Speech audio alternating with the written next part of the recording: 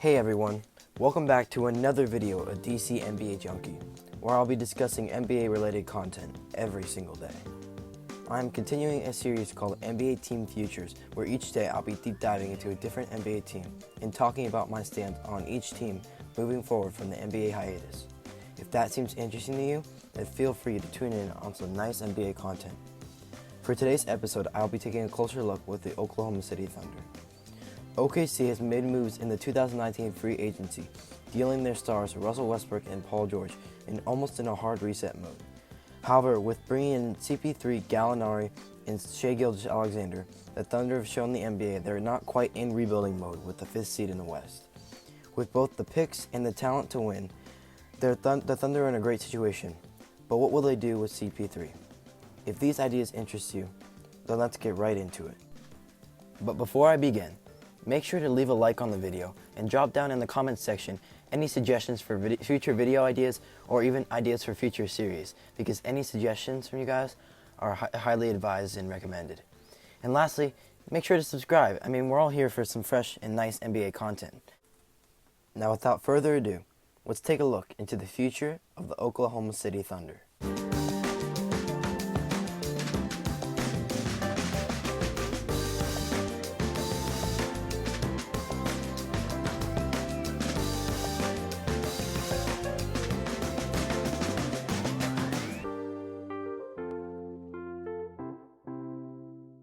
Alright, to begin, I want to talk about the team overview for the OKC Thunder. They did well in the PG and Westbrook trades in the 2019 NBA offseason, collecting an overall 7 first-round picks, and 5 of them are unprotected. And they also were able to claim in Shai Gilgeous-Alexander, Chris Paul, and Danilo Gallinari from both of those trades. When I look at the Thunder, I start to see, this season showed the whole league that they were way better than what people panned them out to be, claiming a 5th seed in the West, winning around 40 wins this season. They were tied with the Rockets for their record, and I see them, when I look at this team, they're a very fast-paced team.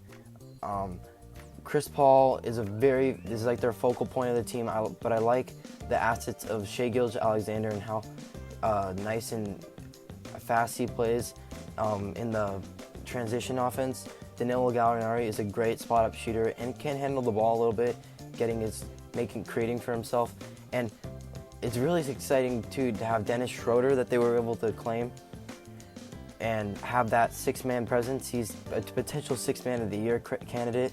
And you also have Shai Gilgeous-Alexander, a potential most improved candidate. So they obviously have a lot of young promise on this team. But yeah, when I see OKC, I see them as a very fast-paced team who really showed themselves this year and look really scary in the future. Now next, I want to talk about Chris Paul and specifically what to do with them in the future, because Chris Paul is really the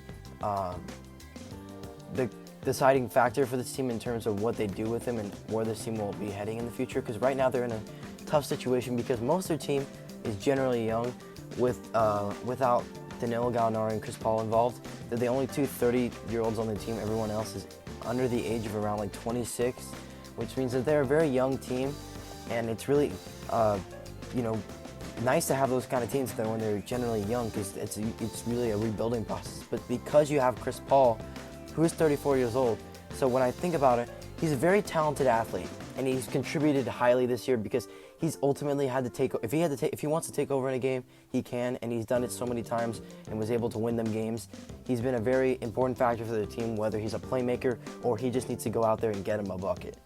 But the ultimate issue here is he's aging, and he's also kind of looking to win, because the one thing on his resume as an NBA player, he's a very talented player, one of the top of all time.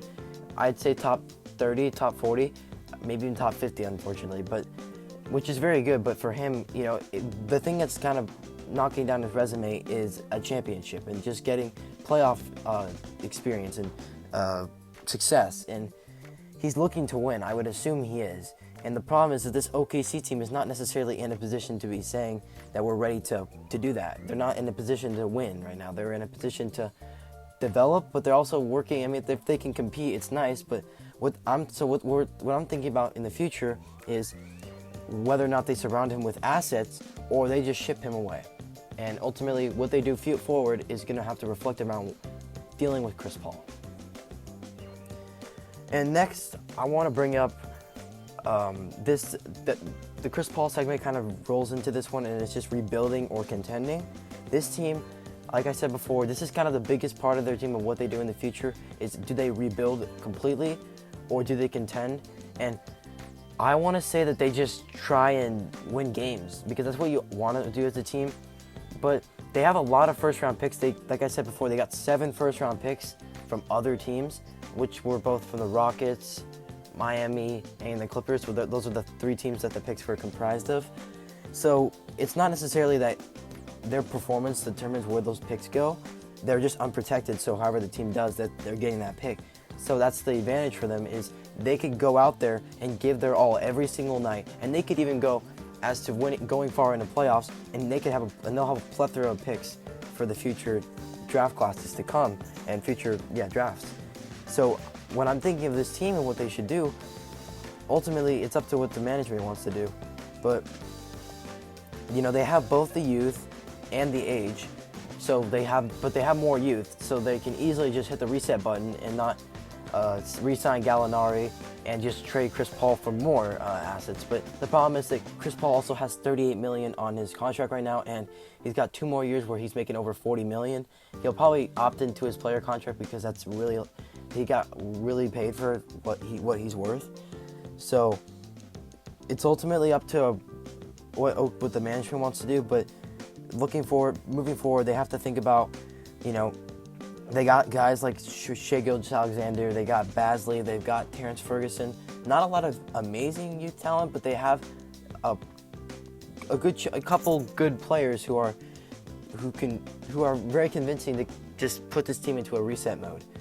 But ultimately, whatever this team decides to do is up to them. But if I were them, I would just stay competitive and develop the youth. And if Chris Paul isn't with that, and winning might not be in their future right now. So if Chris Paul's not with that, I would just look to trading him.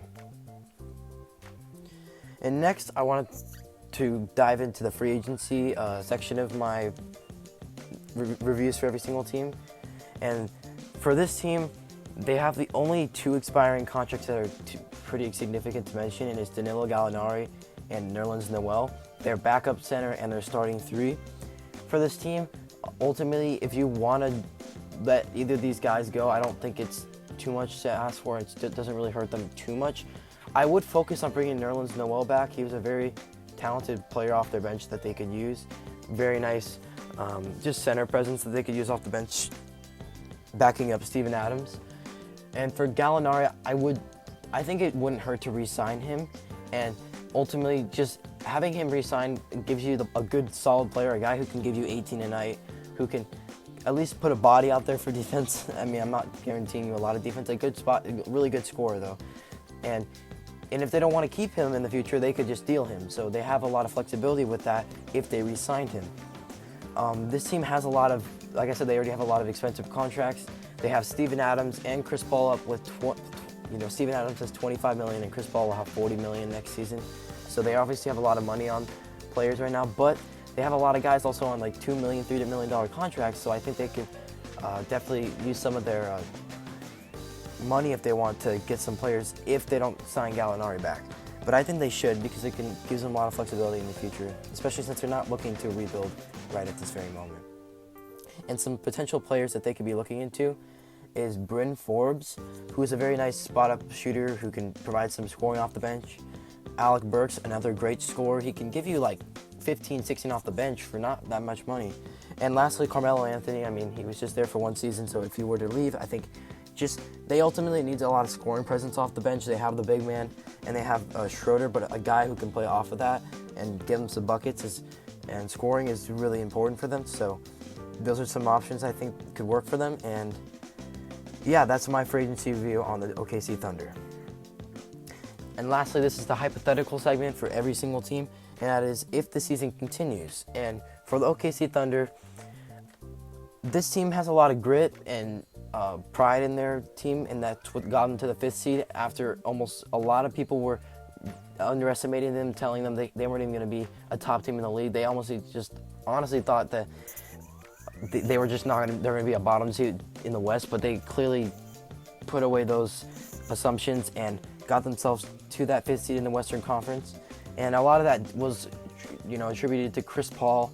I think a lot of people forget how good Chris Paul can be. He's a really good leader. He's out there with a great leadership presence. And I think if they're going into this, if the season were to continue and they played the last couple of games or they just went right to the playoffs, they would have a pretty good seeding if they stayed near the, in the middle ground of the Western Conference. They would be playing the Jazz right now if the season ended today. I mean, if they just went right off the records they have right now. There's a potential for Jazz upset because of the chemistry issues that is with Mitchell and Gobert in Utah. So I see that there is potential for an upset because this team ultimately was just underestimated the whole season. So I think they could take that in, that the assumptions on them that were there prior, and just carry their motivation through the playoffs. And but I think probably they would lose in the first round. I mean, in the second round to whoever they play, probably the Lakers. It looks like right now. And so some last minute thoughts I want to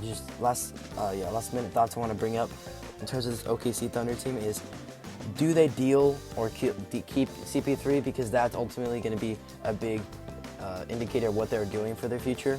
Right now they kept him, and I don't know if they'll do anything right now, but whatever they decide to do with him will just show you kind of what pathway they're in, whether they're rebuilding, whether they're maybe be contending, just trading players and going for that, which I don't think will happen, or if they're just trying to, like I said before, stay competitive but develop the youth.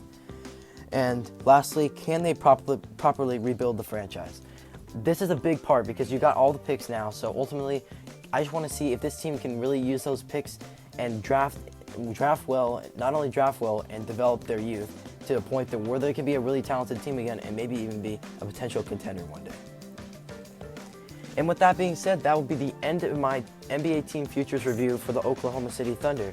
If you enjoyed, make sure to subscribe and leave a like, and also comment down any suggestions, like I said before, for any future videos or suggestions for series ideas, because anything is strongly recommended. And yeah, thank you for watching, and please have a great day.